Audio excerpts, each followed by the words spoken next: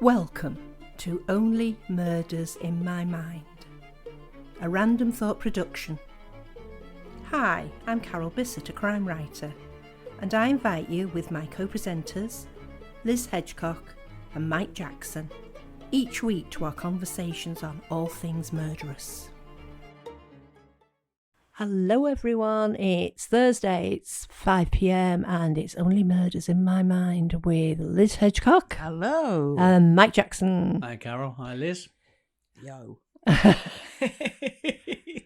So we've just come through an icy blast in the last few weeks and it was pretty horrendous, but we seem to be on the other side of it now, hopefully. I've been curled up with a book for most of that. I've been knitting I decided I would do some knitting in the new year, and I would knit a little teddy bear. Oh, I'm not quite sure why. This teddy bear is going to be practically as big as you, Liz, by the time I've finished it. Its head looks like a balaclava for a grown-up human. Are you doing it from a pattern or are you just winging it? No, I'm doing it from a pattern, but it's hilarious. Was there not a picture of said bear? Yeah, but there's nothing to give you a... Oh. You know, it's not like a matchbox next to it or anything. Oh, I see. So when it said cast on 500 stitches, you didn't suspect anything? No, the fact, I have done knitting for a long time now, but it's the fact that it was big needles and thick wool that should have given it away. You know, really should. I once knitted a squirrel. Can I just assure readers that while Carol said this teddy bear is as big as Liz, I don't think she was implying that Liz is sitting here with a balaclava on her head. Shh! Tell them! That'd just be way weird. I'd be a lot more muffled if I was. Some people might say that was a good thing. Yeah. Okay. Well, so talking about weird... see what I did there? You know, That was very a good clever. segue, Very that, clever, yeah. yes. It was almost though it was planned. It was. Believe me, it was. This is our podcast. We're going to be talking about ghosts and their involvement with murder, mystery, crime, whether that's the ghost is doing the murder or whether they're helping the person solving the murder or they're just sitting in the background, you know, looking on. First of all, we're talking about ghosts mostly. I mean, supernatural ghosts, you know, it's all of the same thing. Do you believe that there is such a thing as a ghost? No. No. Well, You're on your own there, Carol. Well, given that I write about both ghosts and magic in some of my series, and I don't believe in either one, so, go figure.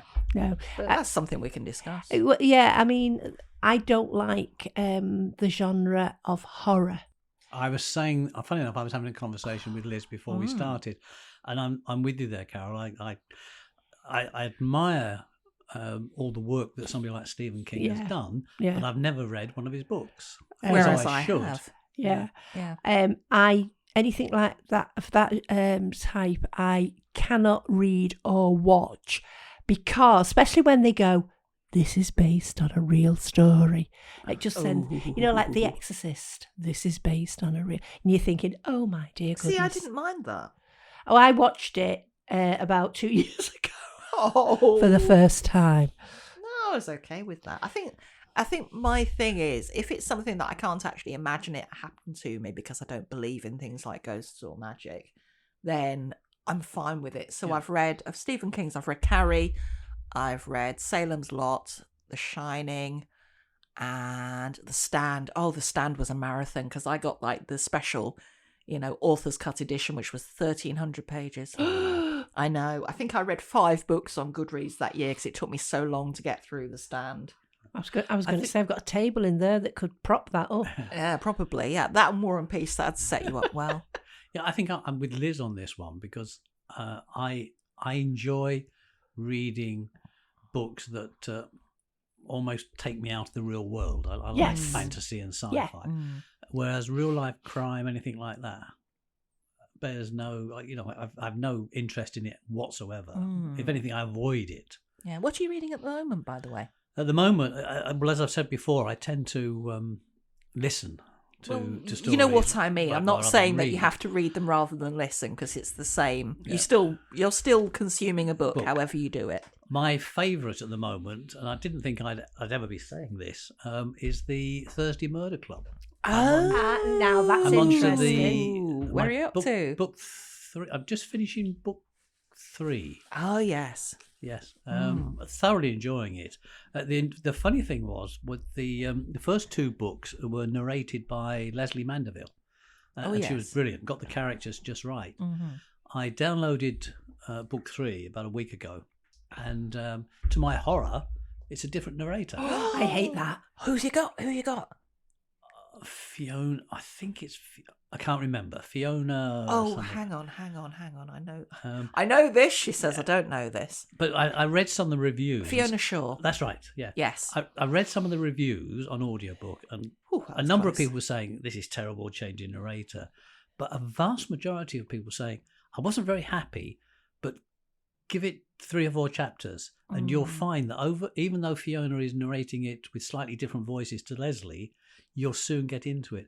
And that's spot on. I'm near the end of it now, and I'm really more than happy the way that she's portraying the characters. They're both fantastic actresses. That's so... it. Yes. I've got the audiobook of We Kill People, Right. which is his latest book. one, isn't it? Can't get into Is it. that Mike. We Solve Murders? Sorry, what did I say? We Kill People. No, We Solve Murders. Same thing. Same thing. Somebody else has killed them. He's solving them. Yeah. And I can't get into it. I'm Why listening. do you think that is? Maybe it's because I so like the Thursday Murder Club and the characters and everything.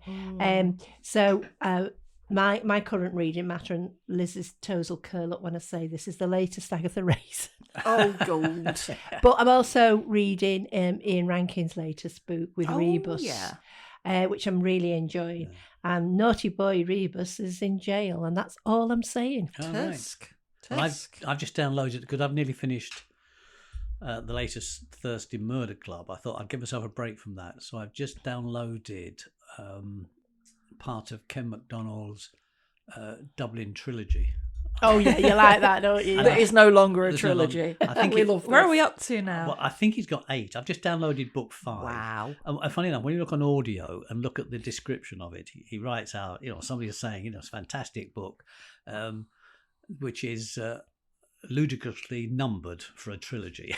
It's like with Douglas Adams and Book 4 in the Hitchhiker's trilogy, Yeah, isn't that's it? right. Yeah. So I should have called The Warren Detective a trilogy.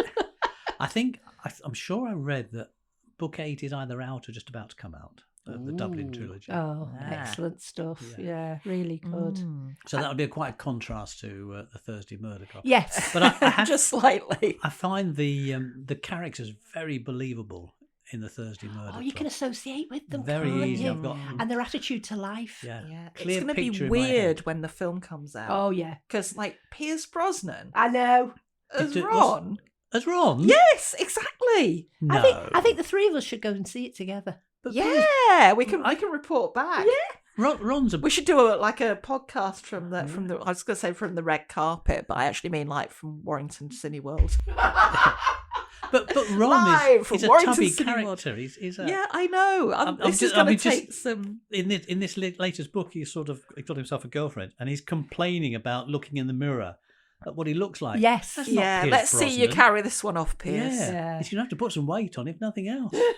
Well, we'll have to see, won't we? Be interested, but it would be nice if we could go and watch it and then do a podcast. Do you remember podcast, all the speculation over who Joyce was going to be? Because yeah. they'd announced everybody else, but not Joyce. And we're like, who's it going to be? Who's it going to Do we be? know? Yeah, we know. Who? Celia Imrie, isn't it? Oh, is it? Yeah. Oh, yes. Yeah, yes. exactly. I think they've got the others spot on. Spot on. Yeah. Not sure about Mr. Brosnan, but So who are the others then, out of curiosity? Helen Mirren is going to be Elizabeth. All right, yes, that's Ben good. Kingsley, it's going to be Ibrahim, yes. Ibrahim. And I don't know. Stephen? Lizzie's husband. Oh, Don't know. What about Bogdan? Who's going to play Bogdan? Oh, I don't know that. I think I only know the 4 main yeah, ones. that's all they showed. Pierce Brosnan as Bogdan, I could see. He's a bit old though. Who? Pierce? Yeah, because so, Bogdan's sort of young. A young, young Polish. yeah. Yeah. Oh, this Well, we'll it'd, have be, to it'd, be, see, it'd be won't we? good. That would be a good idea to go and watch that. and Yeah, let's report do back. it. Yeah. There we go. Yes, Yeah. we'll have a We're going to have a podcast outing. Only Murders in Works Our Mind do. outing. Yeah, Yeah, cinema snacks. Oh, it'd be great. But yeah, I've been reading a lot of art books lately. Oh, right. This is because you like art. Well, there is that. Also, I'm starting a life drawing class Of next course week. you But are, the models, I've been assured, have their clothes on. Yeah. So yeah, I won't be like coming back and saying about traumatized, No. me. It's a shame because if you went and they didn't have the clothes on, there's a big chap there you could say, you'd make a good Ron. Yeah, so then I'd be escorted out of the class probably. Very quickly.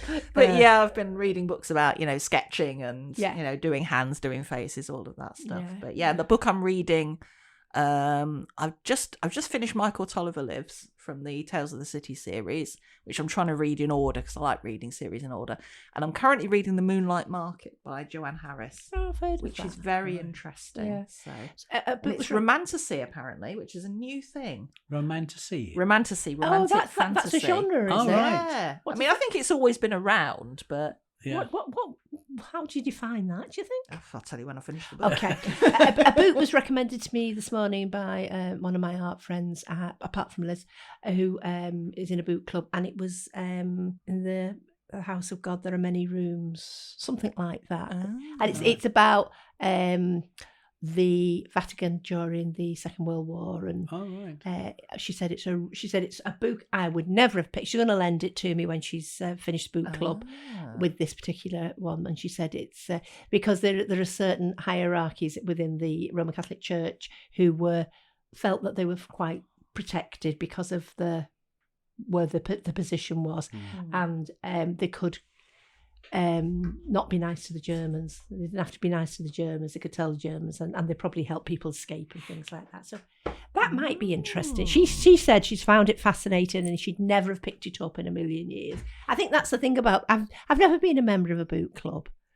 And one of the things I said to her was, would I, as a writer now, because I tend to look at books differently, would that? She said, well, I think that is just another person's view at the book club. Yeah. So... Yeah. I also would struggle if they gave me a book to read and I didn't like it and I didn't read it. Well, I used to not belong to a book club years ago, and I would be quite happy to come to the next meeting and say, sorry, I got 6 pages into this and as long as that's lost the will to live. Yeah. Yeah. Because it's just another viewpoint. Which Not everybody at a book can club, like that's them. what you want. Yeah.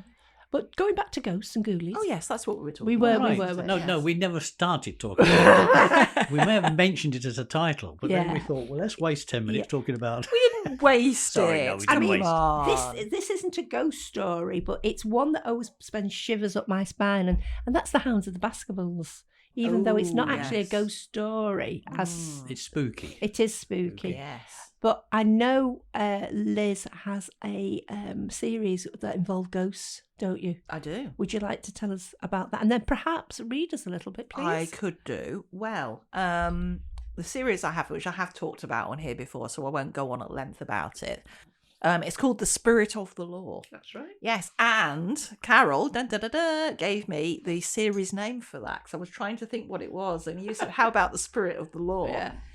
So the premise is basically that Steph is a young police officer, very keen, and she's been sent to a police station that's pretty much down on its luck, and they have to keep it open as a sort of a contractual thing. Part-time police stations, don't they, all over the place now? Yeah, I think there's one where I live, which well, might there's one- shut. it's one right down the road. Yeah, so she's got to do her stint at, it's called the Bridewell. And there were quite a few of these Bridewells. I think most of them have gone now, but they were sort of, they usually have a few cells attached, like 6 or something like that. And it would be, people who are drunk and disorderly or begging on the street or whatever. So very, very minor stuff would get locked up there for the night and let out in the morning usually.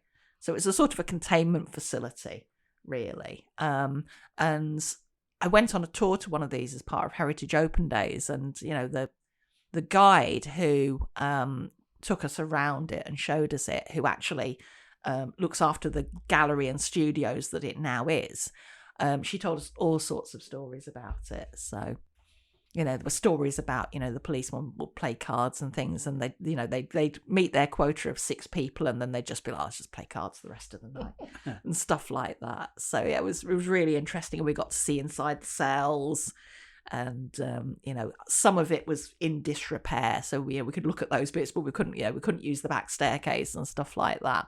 So fantastic atmospheric old building. And she was, telling us some of the stories about it and how it was, reputedly haunted. And, she's saying about some of the real life cases. And apparently someone once came into the station with a box with 4 fingers in.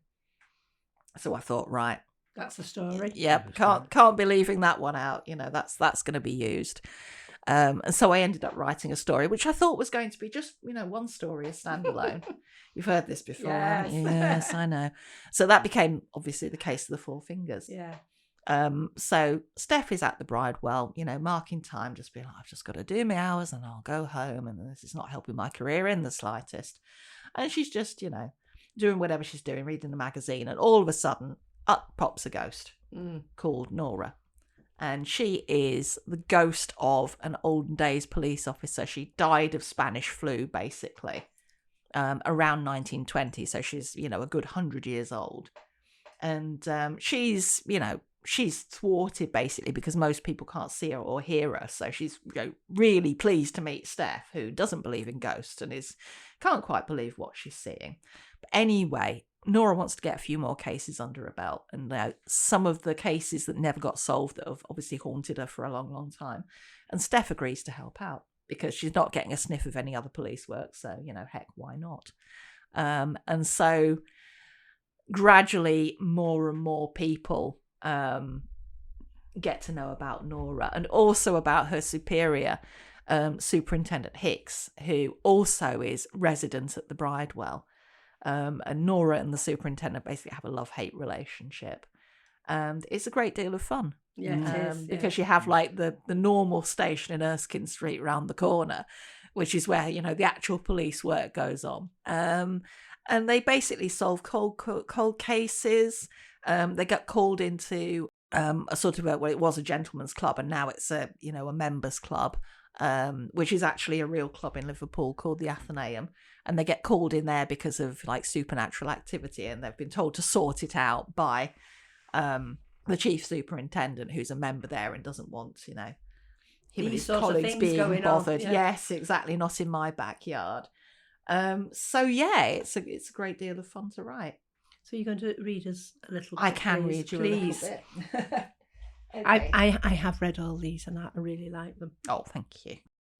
Okay, so as I said, more and more people get to know about Nora and also the superintendent and get drawn into this world. Because sometimes, it's more fun than your normal police work. So at this point, because each story is narrated by a different person. So Steph does the first one, Nora does the second one. Steph's girlfriend and later partner, Tasha, does the third one. So I'll do a bit from book 3. And this is where basically she's been put onto a new case by Nora, who's had a ghost appear to her in a vision. Because obviously it's not a dream because ghosts don't sleep. And she's asked Tasha to go and see if she can, make contact with this ghost and see what's going on and see if it really is, a case for them to solve or what it might be. So Tasha's going out looking, and she's headed to St John's Gardens, which is, if you know Liverpool, it's just by Liverpool Central Library and Walker Art Gallery and all of that bit. I reached the gardens first and looked among the flower beds for a woman fitting Nora's description. There are a few small groups dressed for the weather and deep in conversation, but no sign of a woman in a brown dress with bare feet. What if I can't see her? Nora arrived, panting. Do you have to go at such a pace? Yes, if I want to make it back to work on time. Can you see her? Nora peered. Not from here, she was near the hall last time. We climbed the slope, glancing this way and that as the hall loomed ahead. Everyone was in modern dress and generally wearing big boots. Don't tell me I've come all this way for nothing, I muttered. And I'm hungry. There! Nora pointed dramatically. Sitting on the steps of Gladstone's statue, hugging her knees, was a small, slender woman in dingy brown. Come and speak to her, said Nora. I'm going. I tried to seem casual as I made for the statue. The woman hadn't noticed me, though. She appeared lost in her thoughts. Excuse me, I said. She jumped, then gazed up at me. I don't know what she was expecting, but she seemed relieved. Sorry, I didn't mean to startle you. Are you all right? I am cold, she said, but I am always cold. And I am tired, but I am always that too. Thank you for your kind inquiry. Her voice was high-pitched and thin, like a supporting character from a period drama. She could have been anywhere from 16 to 30, but she looked chilled to the bone. Her skin was so pale it had a blue tinge, and her lips were the purple of a fresh bruise. I suspected the poor woman had frozen to death while out searching for her baby. Nora's given us some backstory. I wondered if I could help. It was killing me to be so vague, but I couldn't risk her thinking I was in cahoots with Nora. She beckoned me closer. Don't tell them I'm here, she whispered, a conspiratorial gleam in her eye. I won't, I said, and sat down beside her. Why are you wearing trousers? She asked. I see many ladies in them, but I never had a chance to ask one before. Well, they're practical and warm. She gazed lovingly at my uniform pants. Who do you mean by them? Don't you know? She stared at me, but now her expression was amused, not frightened. The attendants. Matron commands them, and she is not a kind lady. Not at all. In fact, she leaned closer, I would not call her a lady. Do you mean the staff at the hospital? Are you unwell? I am perfectly well, but when I tell people that, they laugh. I cannot be at a hospital because Mamma and Papa would summon a doctor if I required medical attention. That is what they did when I was unwell every morning, and the doctor told me I must rest. And again, when I had pains in my... She leaned closer again. My stomach, she whispered and giggled. Then I gave birth to my sweet baby. When I came round afterwards from a lovely sleep, they told me he was being cared for in a special place and sent me in a coach to visit him. That is how I came here, but I found only strangers. The attendants brought me food, but it wasn't very nice. And when I asked where my baby was, they said there was no baby and I must be mistaken. But I know there was a baby, I remember. That is why I went to search for him. She looked up at me. Have you seen him? A beautiful child with such a lusty cry. I'm not sure. I could feel my cheeks burning. Could you tell me what year it is? I seem to have forgotten. She laughed. What does it matter? It might be important. Her forehead wrinkled. I was born on the 24th of March, 1795, and when I left to visit my baby, everyone was terribly worried about the war. That rascal Napoleon. I'll stop there. Oh, yeah. That's when I read that. That was the bit when I went, whoa. Because I was expecting the person to be from the Victorian era sort of thing. You know, the 1800s, something like that. Yes. So, yeah, she's sort of, we're talking Napoleonic Wars times, so sort of 1812, 15-ish is where we're at here. And I mean, that's the nice thing about ghosts. They can be from any time. Yeah, they can come from anywhere, can't they? Yeah. Oh, so it's a really interesting way to get some very diverse characters in. I mean, you know, if you've seen Ghosts, the TV series. Yes. And that's something else I've never really watched. Oh, and people love it, don't they? Well, it's clever, I think. I do like it's a very Ghosts clever very idea. much. Yeah. And I do wonder if it's responsible for a bit of a rise in ghosts in books. Yeah, well, it could be. Popular culture. That's the thing, though. If something's really popular, I mean, when Harry Potter became popular, there was lots of wizardy type stories, wasn't there? And wizard schools and wizard boys and all the rest of it. Because people, if there's a gap, people will. The knack is being the first one to do it. That's the clever bit. Yeah, yes. and also the person who, if you're going to be published, and you're going through the normal, publishing sort of way to get books out there, it's a publishing house taking it on. Yeah, I think the thing with ghosts is as well, they can be quite interesting and quite convenient in some ways because it depends who can see them and can they make themselves visible at will. And some of that, I think, is around if you're going to do anything kind of with paranormal or supernatural stuff, is like deciding what your rules are going to be. I remember Randall and Hopkirk Deceased. Don't know whether you remember yes, I remember that. that. I enjoyed That's that. going back a long time. I've heard of it. Yeah. I've not seen Yeah. it. Didn't they reboot it? I think they probably Might have did, done, yeah. yes. But it was a live detective and a dead detective, and the dead detective kept giving him hints and helping him out, sort of thing. But I have seen some series in the last 12 months that are the current. They've been made in the last couple of years. One of them is around the time it's in Italy, and I think it's after the war. And there's a detective who sees ghosts, and he always sees the ghosts of unsolved crimes. Right. And it sort of, I can't remember what it's called, and it sort of drains him trying to solve this. And they just will say a word or give him a clue. Mm-hmm. They won't say, so-and-so killed me. And there was another one as well. There's a few actually. If you sit and look for them, where the supernatural. There's one called One Lane Bridge, and it's been 3 series. It's a New Zealand series, and it's about a bridge that's only one lane, so you can only get one car across it at the time. Yeah, right. And they're one of the detectives who is he's Maori. Yeah, Maori. And he can see the ghosts of the people that were killed on this bridge. Oh. And apparently there are others who have this gift as well. It is a gift, but he's fighting it all the time because it scares him. Yeah. And he will see ghosts of people. He'll open the curtains and there'll be a ghost, sort of stood there looking at him. You've got to solve. They don't say anything, but they say what's going through his mind is, you've got to solve my case. It was funny because no pressure. No, but when we had those gales just before Christmas. Yeah. Our neighbour that backs onto us had a 13 foot Father Christmas. And it was funny because the taxi driver, when I told him where I wanted to get out, he went, "Yes, I know that house." However, he had to deflate it because it was so. And Sarah had visions of me opening the curtains the next morning, and this Father Christmas pressed up against the window, and me going, like in Ghostbusters, where they have. Oh yeah, Mr. Stay Puffed. Yeah.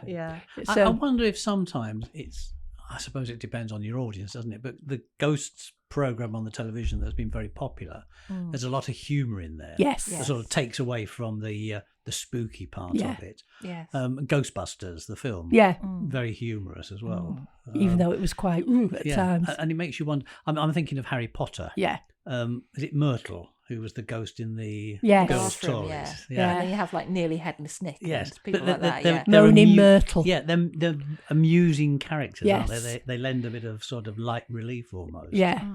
Because the Harry Potter series went darker and darker and darker yes. as it got towards the end.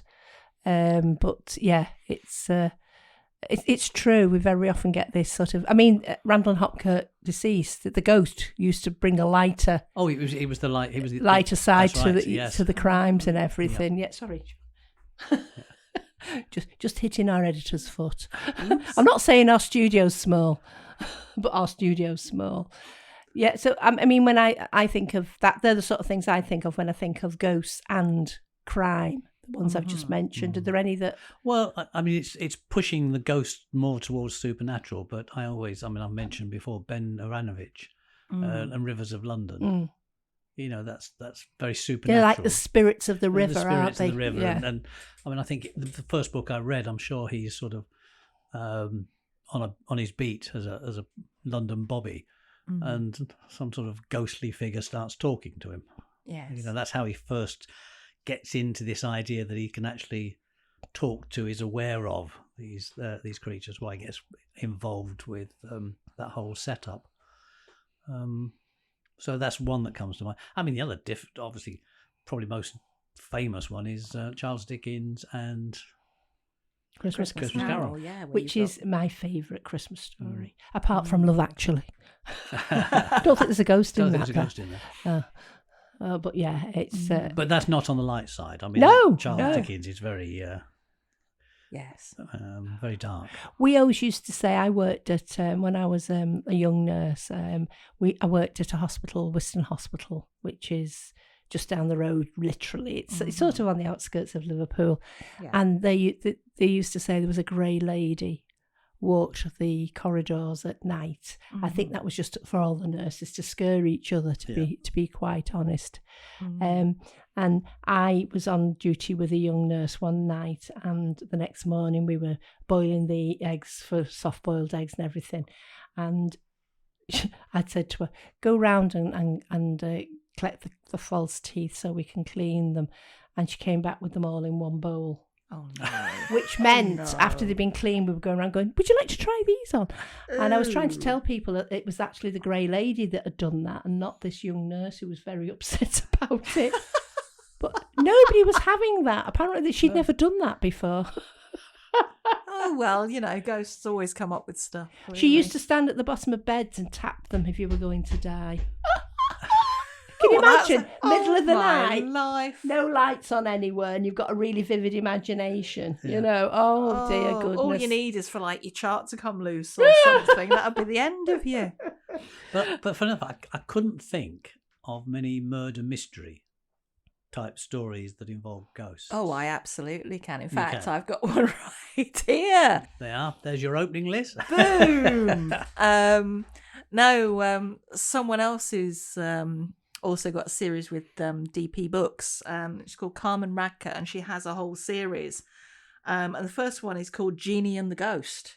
And looking at the, it's got a cast of characters at the beginning. So the first two people are Jeannie Darling, quick-witted jewellery designer who's in for the surprise of her life. Adriana Darling, Jeannie's great-great-aunt, a vivacious flapper who's making the most of her new lease of life as a ghost. And then there's Amy Darling Hepner, Jeannie's francophile mother, sadly oblivious to Adriana's presence. There is also a tabby cat who's under Adriana's spell. And there's also Fifi and Groucho, who are described as dogs with vital information. So come on, who would not want to read this? That sounds interesting. It does. And it is a murder mystery. Yes, it completely is. So, I think the thing is, if you go into cozy mystery, there is a whole paranormal subsection with witches and ghosts and vampires, and mostly witches, to be honest. And there's loads of cats, clearly. So there are loads of those. But yes, it starts out just perfectly normal. And then Jeannie, who's like the jewellery designer, young jewellery designer, she gets home from, something she's been out at, heads for the living room, puts her coat on the rack, kicks off her shoes, and hears an ow.